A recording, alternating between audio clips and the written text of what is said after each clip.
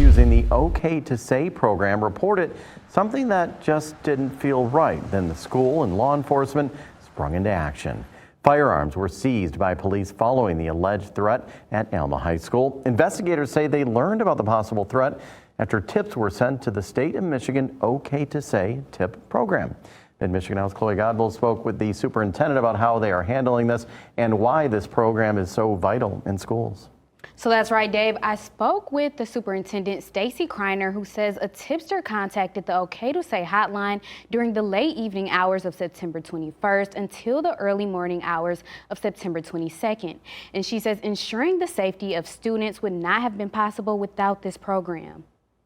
So it gives them access to a trained professional who's able to respond appropriately to the context of the tip that they're providing and get it to the appropriate people in a very timely and efficient manner. Stacy Kreiner is Alma Public School superintendent. She says after tips were made, an investigation started at about 6 a.m. This led to Gratiot County Prosecutor's Office taking 3 students into juvenile custody following an investigation into a reported threat at Alma High School. We're just really thankful for OK to Say and the program.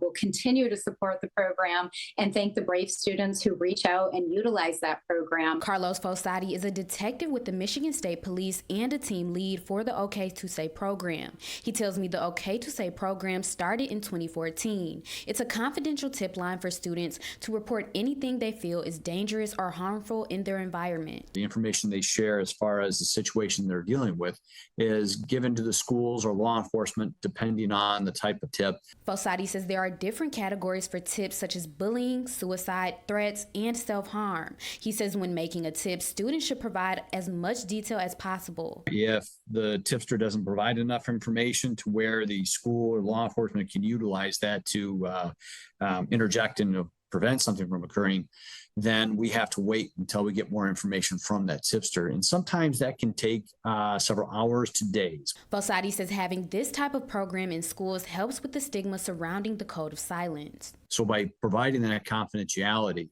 for that person, the tipster, relieves all that stress and opens up a lot of information we normally would have gotten. One mom I talked to said they have spent the last 10 months searching for answers they feel they have not been given by this board. Now with this shakeup, she hopes that they can get some change on the board. On November 30th, 2021, a student at Oxford High School is accused of opening fire, killing 4 students and injuring 6 other students and 1 teacher. Since that day, the district has hired an outside firm to do an independent investigation into the events leading up to that tragic day and the moments on that day before and during the shooting. Details of that day have only been provided in Oakland County District Court, where the suspect, who is now 16 years old, and his parents are both charged in this shooting. Andrea Jones is part of the Change for Oxford parent group. She has 1 student at the high school and 1 at the middle school. Jones is hoping for change. I would like to see all of the board members step up and with integrity. We're coming up on a year and we still really don't know anything more than we did the first week that this happened. And so I think this community, we need that to heal. And that's kind of what feels like it's been taken away from us.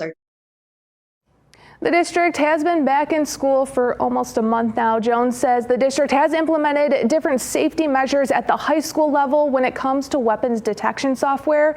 And in regards to the resignation of those 2 board members, the president and treasurer, the district did release statements on both of those, and they have posted the board positions. Those statements are available on our website, midmichigannow.com.